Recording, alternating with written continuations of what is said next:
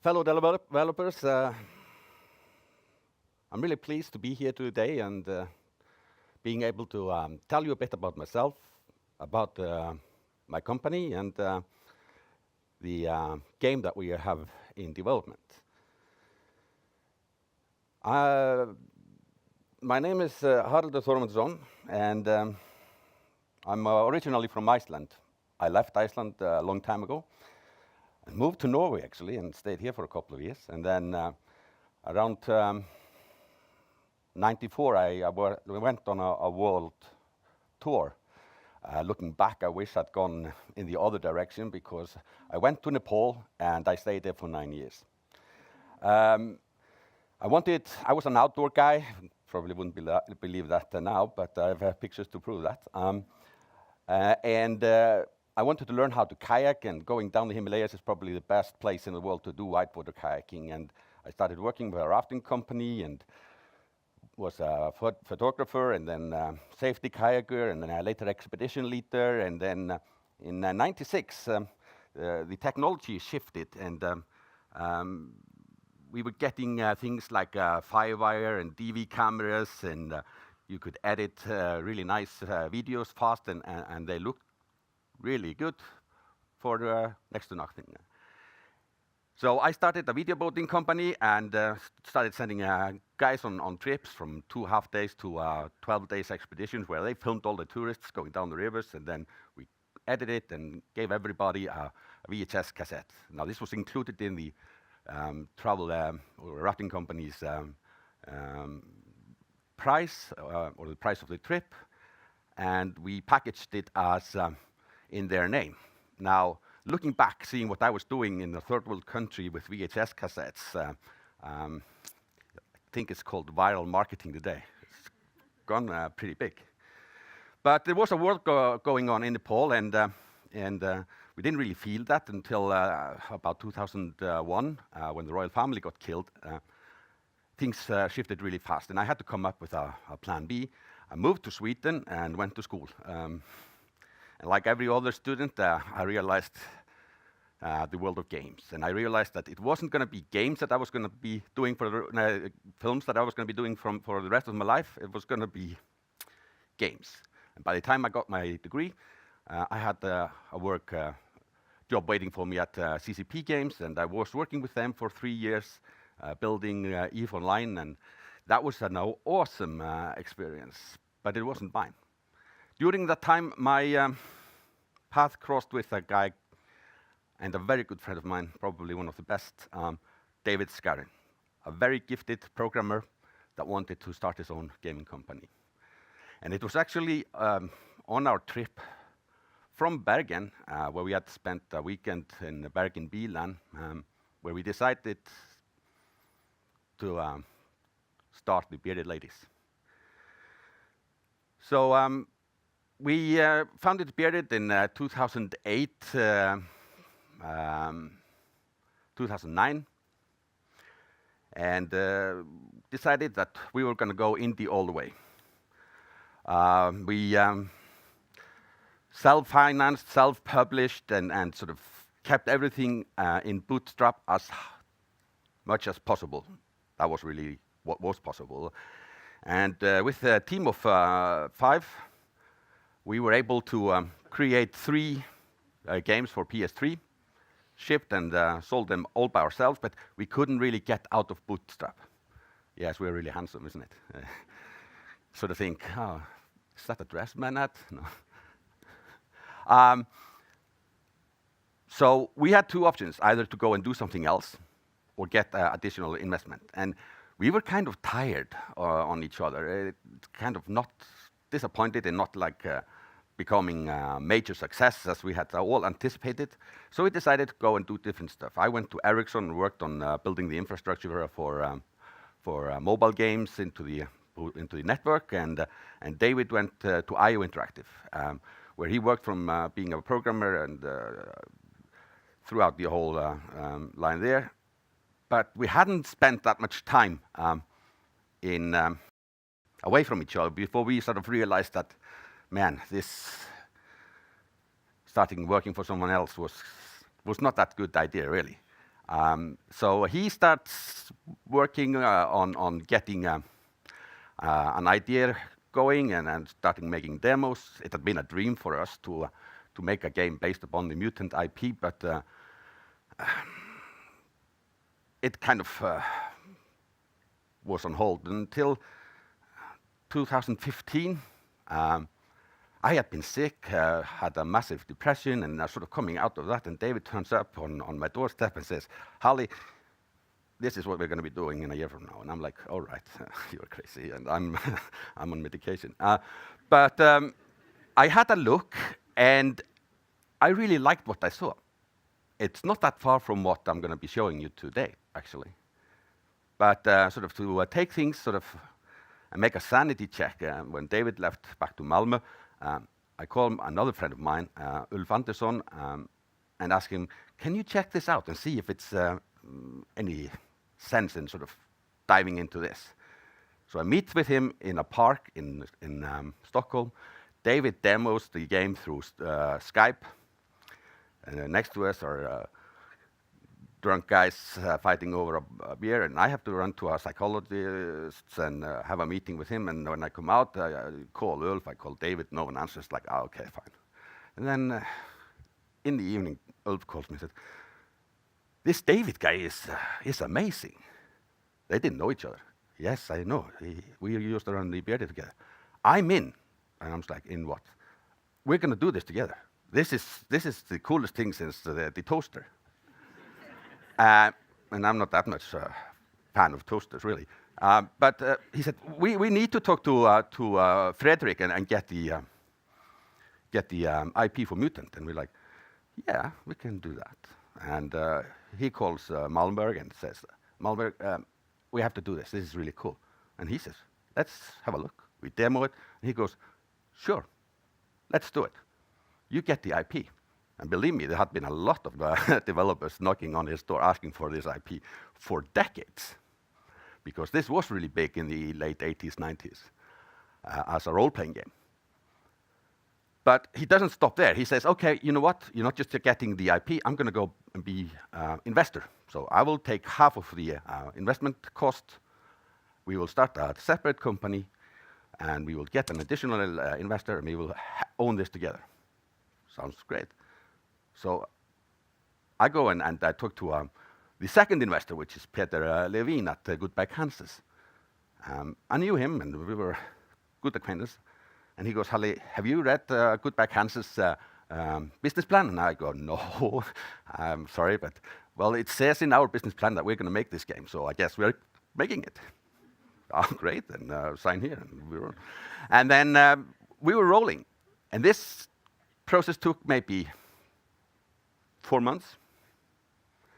From the time that we demoed the concept for Ulf in a park in Stockholm until we had a company rolling in Malmö. Office opened and guys were hired. David quit at IO and picked some of the best talent with him. Lee Varley, their lead game designer, left. Rasmus Hansen, senior game designer. The Power Bunny and producer Mark Pake. Then me and Ulf. 4 of the ladies joined us, of course. So the only nerd that is missing in the constellation is the one kneeing there. We miss you. So that was kind of the way in. And then we worked really hard on making the game and sort of focused on that. But somewhere last autumn, we started thinking, okay, maybe we should actually get a publisher, because, I mean, the Mutant IP is big in Norway, and people have heard about it in Norway. It's big in Sweden, people have heard about it in Norway, but in the rest of the world, they don't know what the F is, the duck and the boar, and it's going to be complicated to communicate this kind of world in a good sense. I was actually really against it, but what did I know? But we decided to go and start talking to publishers and see, well, if you're gonna get married, you need to do some dating. That's just how it is. So I probably did the same trip you did, talked about 30 guys.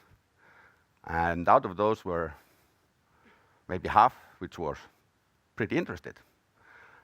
But I realized pretty soon that it was going to be Funcom. The reason was that we spoke the same language. We make games, and there's no bullshit about it. And it was not about business. It was more about friendship. We all wanted to do the same thing. They were just really good at doing what we didn't really know anything about. That just, things have developed is a living proof of that. So we signed up with them, and they started making a marketing plan. They took over localization, porting to consoles, and taking a lot of stuff that we would otherwise have to do. And when it comes to marketing, that's something that you need to do and you take really seriously, because if you don't, you're not really succeeding, because there's a lot of stuff out there craving for the player's attention. So we got the team now, and it's about 15, and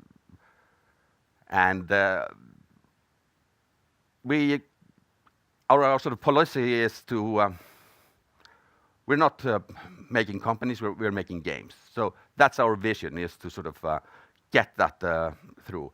But as we started sort of the day closed where we're going to be announcing the game, we got really nervous, because we were taking something that was really weird and sort of pushing that to the world. And how would they react? Were we like, are they going to kill our baby at the very, very beginning? So we were fortunate to have a really cool announcement trailer that we released. So you understand the dilemma. We were really, or I was really stressed about how the world would receive these kind of characters. It's not God of War or Gear of Solid kind of the typical XCOM kind of heroes, but it went actually pretty well. On social media, and I'm not a media expert, but we can kind of go back to that. It was viral. I'm pretty sure that we can say that. If I just take some examples, then on PlayStation Facebook page, they got 600,000, nearly 660,000 views with 3,000, nearly 4,000 shares. On Unilat, it went even bigger. There we got 2 million views and 41,000 shares. And those are just two channels. But it was also something that the industry picked up, and people felt that it was different and refreshing and fantastic in many ways. Even Mr. Steam Spy, someone that I quote on a daily basis, thought the whole thing was awesome. It was fantastic, but at the same time it was like, oh my God, they all love it. What if they're gonna hate the game because the trailer is one thing and the game is completely different? They're gonna cut us by the knees, and it's gonna be. Doesn't matter if it's good or bad. Internet is full of evil people, and we just happen to sort of find all the nice ones, and they are all committed to the trailer. And now they're gonna be. Now the evil assholes are gonna flock on and sort of give us a hard time. But it didn't. We went to GTC and had a booth with Funcom where we met the gaming press and a lot of other press, the Rolling Stone magazine and BuzzFeed and VentureBeat, and did 4 or 5 days just interviews back to back. And then when they started writing about stuff, we were, oh, it's going to be terrible. But actually, it wasn't. It was nice stuff that they were saying. They were saying like, seriously cool. We really like this. We're creating something that is out of the formula, and they're not talking about the characters. They're talking about the gameplay. And this has been like the consensus that we're like, oh, they're liking the IP, they're liking the gameplay, they're liking the environment, they're liking the way we have crafted the levels, and we're not sort of going with procedural maps and stuff like that. We sort of crafted everything, and the way we are doing is something that people apparently really like. Now we just need to finish the game. Oh, so if it was stressful before, it's even more stressful now. We're in a good spot. That's not the case.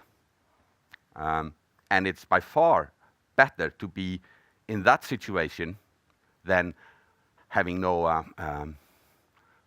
attention at all. But Mutant is a new IP for most of the world. For us that have played the game in the old days or recently, we know what Mutant is about. But I think for sort of giving you guys an option to sort of understand it, I think the main character should actually introduce himself and the world. So this is one of the main characters, the boar. That's kind of a guy with an anger management. He's the one that sort of drives the game along with the duck. So from now on, we just need to wrap things up, get things into the bin, seal and ship. I think the journey has been fantastic, and I think if there's anything, you should be not afraid to talk to publishers, talk to investors, and talk to those who can actually help you to sort of get your game out there and successful. That is really what this business is all about. Ladies and gentlemen, I would like to thank you very much for your attention. And if there are any questions, we can take them out in the hall later on. Thank you.